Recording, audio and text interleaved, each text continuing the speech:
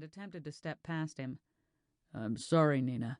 Father Wayland blocked her way and stopped her forward motion. "I'm afraid no one's allowed into the building." "What's happened?"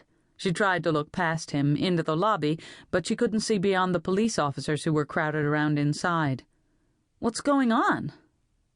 Suddenly realizing her father wasn't outside with his colleagues, a really bad feeling began to spread through her. For a long minute, she felt as if she were holding her breath. Pushing Father Wayland aside, she ducked into the building, only to be caught inside the door by a young cop who grabbed her by both arms and held her against the wall. "Let me go!" She struggled against him. "I need to see my father. Something's wrong." In the crowd gathered in the lobby near the elevator, Nina spotted her father's secretary and called out to her. "Mrs. Owens, what's happened? Where's my father?" "Who's your father?" The police officer shook her gently. "What's your father's name?" "Stephen Madden, Dr. Madden. His office is up there on the second floor." She tried to calm herself, tried to stop the feeling of panic that was rising within her. Whatever was happening here, it wasn't good, but maybe she could get this nice young cop to help her find her father. "Please, if you would just let me go up to my father's—" The elevator doors opened and the crowd fell silent.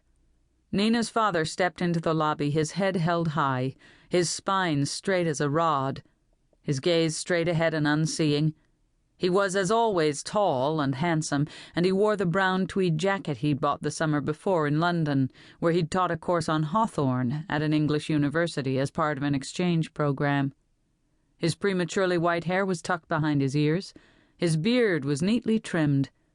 He walked toward her, his bright blue eyes focused on a spot above the door, his arms held behind his back. A police officer accompanied him on either side, and as he passed Nina, she saw the cuffs that held his hands together. "Dad?" she said incredulously as soon as she could find her voice. "Daddy?" In the murmur of the crowd she could make out the words, "The Stone River Rapist." Nina's knees went weak, and her lungs felt as if all the air had been squeezed out of them.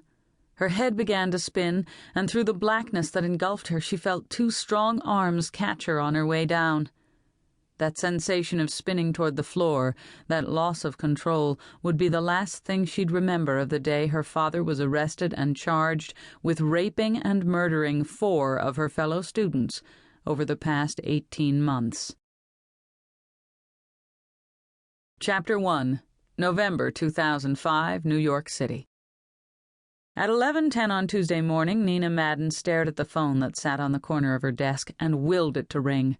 30 seconds later, it did, finally. She punched the speaker button. "Nina, we're ready for you in the conference room," the perky voice of the assistant to the marketing director chirped through the speaker. "'Bout time. This is only the 3rd time we've tried to have this meeting." Nina slipped her feet back into the brown suede 3-inch heels she'd kicked off the minute she got into her office that morning and smoothed her newly cut short black hair. Then, papers in hand, she went immediately to the conference room at the end of the hall. The door stood open as the other participants in the marketing meeting of Griffin Publishing were already assembled. She closed the door behind her and took the first open chair. The head of the marketing department and her assistant, 2 copywriters, the art director, the publicist, and 2 people from sales were gathered around the oval table. Okay, next up on the schedule is Regan Landry's Fallen Angels. As always, Phoebe Valentine, the marketing director, got right to the point. She was mid-40s and buff as a 20-year-old, blonde and stylish. She was also the granddaughter of the company's founder. "We've all read the blurb. College girls who earned their tuition money dancing in gentlemen's clubs and who at some point were found murdered. Cases span the country." "Right," Nina nodded. Regan went through her dad's files and found 22 such cases that remain open after nearly as many years. She selected 4 she felt were representative of the group as a whole and concentrated on those.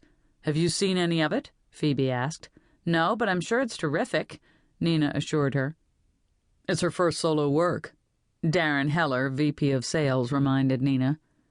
"Regan worked with her father on a number of books before his death," she replied calmly. "I have no reason to think this book will be any less wonderful than In His Shoes, which, I'm sure I don't need to remind you, she completed after her father's death. She's experienced